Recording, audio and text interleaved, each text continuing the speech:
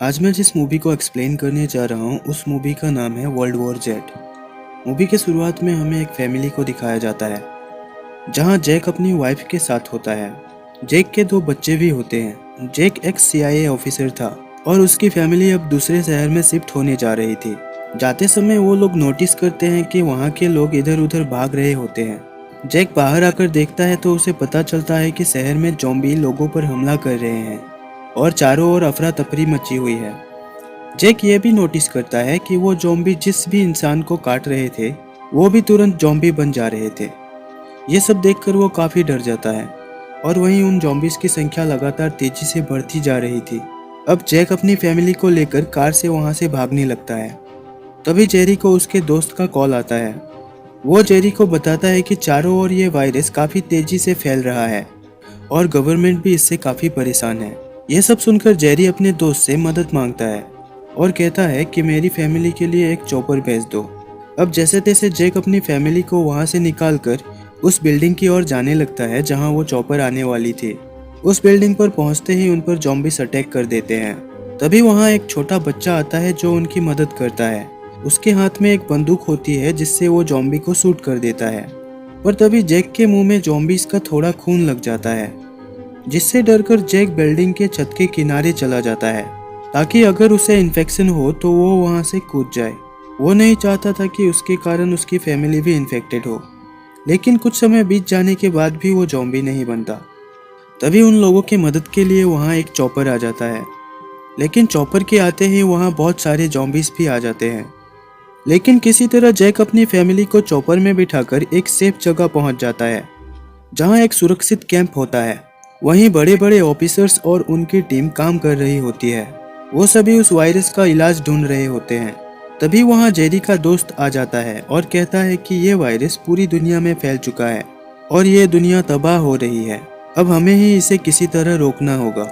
हमें पता लगाना होगा कि ये वायरस सबसे पहले किस जगह फैला था और हमें उस इंसान के बारे में भी पता करना होगा जो इस वायरस से सबसे पहले इन्फेक्टेड हुआ था। वो जैक को एक डॉक्टर के बारे में भी बताता है जो उस ज़ॉम्बी के ऊपर रिसर्च कर रहा था। उन्हें उस डॉक्टर के ऊपर पूरा भरोसा था कि वो उन ज़ॉम्बीज़ से बचने के लिए कोई ना कोई वैक्सीन जरूर बना लेंगे। तभी जेरी को पता चलता है कि सबसे पहले ये वायरस साउथ कोरिया में फैला था। वहीं सबसे पहले एक इंसान इस वायरस से इन्फेक्टेड हुआ था। जैक का दोस्त उसे बताता है कि उन लोगों ने हमें ईमेल भी किया था, पर जब हमने उस ईमेल का रिप्लाई दिया तो वहाँ से कोई जवाब नहीं आया। जैक का दोस्त उसे कहता है कि तुम्हें हमारे डॉक्टर को लेकर साउथ कोरिया जाना होगा और पता लगाना होगा कि कैसे इस वायरस का वैक्सीन बन सकता है। वो जैक के फैमिली की सुरक्षा का वादा करता है और जैक से बोलता है कि जब तक वो लौटकर नहीं आएगा उसकी फैमिली यहाँ सुरक्षित रहेगी। अब जैक और डॉक्टर्स की टीम साउथ कोरिया के लिए निकल जाते हैं और जैसे ही वो वहाँ लैंड करते हैं वैसे ही ज़ॉम्बीज़ उन पर अटैक कर देते हैं। मगर जैक और उसकी टीम बहादुरी से उन ज़ॉम्बीज़ का सामना करते हैं। मगर वो डॉक्टर उन ज़ॉम्बीज़ को देखकर काफ़ी डर जाता है और भागते हुए गिर जाता है। उसके हाथ में गन होती है जो चल जाती है और उसकी वहीं मौत हो जाती है। ये देखकर सभी बहुत डर जाते हैं क्योंकि अब उन लोगों को वहाँ उनकी रिसर्च में कौन मदद करेगा। फिर भी सभी उस रिसर्च सेंटर में जाते हैं जहाँ वो पहला इंसान इन्फेक्टेड हुआ था। वहाँ एक सड़ते हुए लाश को देखकर एक ऑफिसर बताता है कि ये वही इंसान है जो सबसे पहले इस वायरस से इन्फेक्टेड हुआ था। ये सीन काफ़ी भयानक होती है जहाँ उस इंसान का सारा शरीर सड़ चुका था, फिर भी उसके हाथ पैर काम कर रहे होते हैं। अब जैक की टीम उस इंसान को जला देती है। जैक उस ऑफिसर से पूछता है कि यह इंसान कैसे उस वायरस से इन्फेक्टेड हुआ था, पर उनमें से किसी को भी इसके बारे में कुछ पता नहीं होता। अब सभी वहाँ से जाने लगते हैं। तभी एक कैदी उन्हें अपने पास बुलाता है और उन्हें इस वायरस के बारे में बहुत कुछ बताता है। वो ये भी बताता है कि इजराइल में इस वायरस से बचने के लिए काफ़ी ऊंची दीवारें बनाई गई हैं ताकि लोग उस वायरस से बच सके। वहाँ की एक सीक्रेट एजेंसी है जिसका नाम मोसाद है। उनको इस वायरस के बारे में पहले से ही पता था कि ये वायरस पूरी दुनिया में फैल जाएगा और वो ये भी बताता है कि हो सकता है कि इस वायरस के पीछे इजराइल का ही हाथ हो। वो उन्हें बताता है कि उन्हें और जानकारी के लिए इजराइल जाना होगा। अब जैक और उसकी टीम इजराइल के लिए निकल जाती है। जब जैक और उसकी टीम इजराइल पहुंचती है तो उन्हें वहां बहुत ऊंची दीवारें दिखाई देती है जो काफ़ी पहले से ही बनाई जा चुकी थी। अब वो सभी मोसाद के लीडर के पास पहुंचकर उससे पूछते हैं कि तुम्हें कैसे पता कि ये वायरस पूरी दुनिया में फैलने वाली है। लेकिन वो लीडर जैक को कुछ नहीं बताता और इधर उधर की बातें करने लगता है। तभी जैक वहां देखता है कि वहां कुछ लोग बहुत ज्यादा खुश होते हैं और वो माइक में गाना भी गा रहे होते हैं, जिससे वहां बहुत ज्यादा शोर शराबा हो रहा था और ज़ॉम्बीज भी उनकी ओर आकर्षित हो रहे थे। जैक उन्हें समझाने की कोशिश करता है, लेकिन वो लीडर जैक की एक भी नहीं सुनता और बोलता है यहाँ हम सुरक्षित हैं, ज़ॉम्बीज यहाँ नहीं आ सकते। तभी हम देखते हैं कि ज़ॉम्बीज उस शोर शराबे के कारण दीवार कूदकर अंदर आने लगे हैं। उन्हें देखकर चारों ओर अफरा तफरी मच जाती है और ज़ॉम्बीज भी सभी लोगों को काटने लगते हैं। तभी जैक को वहाँ एक प्लेन दिखाई देती है। अब वो लोग किसी तरह उस प्लेन में चढ़ जाते हैं। वो प्लेन पहले से ही काफी लोगों से भरी हुई होती है। कुछ दूर जाने के बाद वो नोटिस करते हैं कि प्लेन के पीछे काफी ज्यादा शोर हो रहा है। जैक जब पीछे चेक करता है तो वो देखता है कि पीछे ज़ॉम्बीज लोगों को काट रहे हैं। उस प्लेन में पहले से ही कोई इन्फेक्टेड इंसान बैठा हुआ था।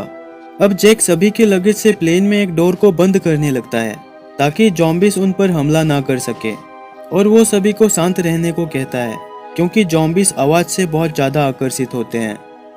तभी एक बैग फर्श पर गिर जाता है, जिसके शोर से ज़ॉम्बीज का ध्यान उनकी ओर आ जाता है और ज़ॉम्बीज उन लोगों पर भी हमला कर देते हैं। अब जैक के पास कोई रास्ता नहीं होता, इसीलिए वो एक ग्रेनेड उन ज़ॉम्बीज पर फेंक देता है, जिसके कारण वो प्लेन अनकंट्रोल होकर नीचे गिर जाती है, जहां सिर्फ 2 ही लोग बचते हैं, जेरी और एक लेडी ऑफिसर। उस ऑफिसर को भी एक ज़ॉम्बी ने काटा होता है, पर सही वक्त पर जेरी उस ऑफिसर की हाथ काटकर उसे ज़ॉम्बी बनने से बचाता है।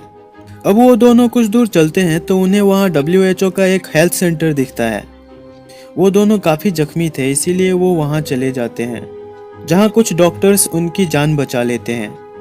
होश आने पर जैक डॉक्टर को बताता है कि जब वो इजराइल से भाग रहा था तब उसने वहाँ देखा था कि ज़ॉम्बीज सारे लोगों पर अटैक नहीं करते। ज़ॉम्बीज सिर्फ उन्हीं लोगों पर हमला करते हैं जो पूरी तरह स्वस्थ थे, पर जो बीमार लोग थे उन पर ज़ॉम्बीज बिल्कुल भी अटैक नहीं करते। जेरी उन्हें कहता है कि अगर हम अपनी शरीर पर कोई बीमारी डाल ले तो ज़ॉम्बीज हम पर हमला नहीं करेंगे और इस तरह हम ज़ॉम्बीज से बच सकते हैं। अब जेरी ये करने को तैयार हो जाता है और सभी वहां जाने लगते हैं जहां सभी बीमारियों के सैंपल्स रखे हुए थे। लेकिन वहां जाते समय एक डॉक्टर गलती से शोर कर देता है, जिसके कारण वहां के ज़ॉम्बीज उन पर हमला कर देते हैं। जैक सारे ज़ॉम्बीज का सामना करते हुए जैसे तैसे उस लैब तक पहुंच जाता है जहां सारे बीमारियों के सैंपल्स रखे हुए थे। अब जैक वहां रखे एक बीमारी का सैंपल खुद पर इंजेक्ट कर लेता है और बाहर आता है, जहां हम देखते हैं कि वो ज़ॉम्बी जैक के पास आकर उसे सूंघता है और वहां से चला जाता है। इससे उन्हें पता चल जाता है कि ज़ॉम्बीज सिर्फ हेल्दी लोगों को ही अपना शिकार बनाते हैं।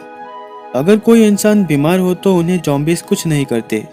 ये देखकर वो सभी बहुत खुश होते हैं क्योंकि उन लोगों के लिए ये बहुत बड़ी खोज साबित होती है।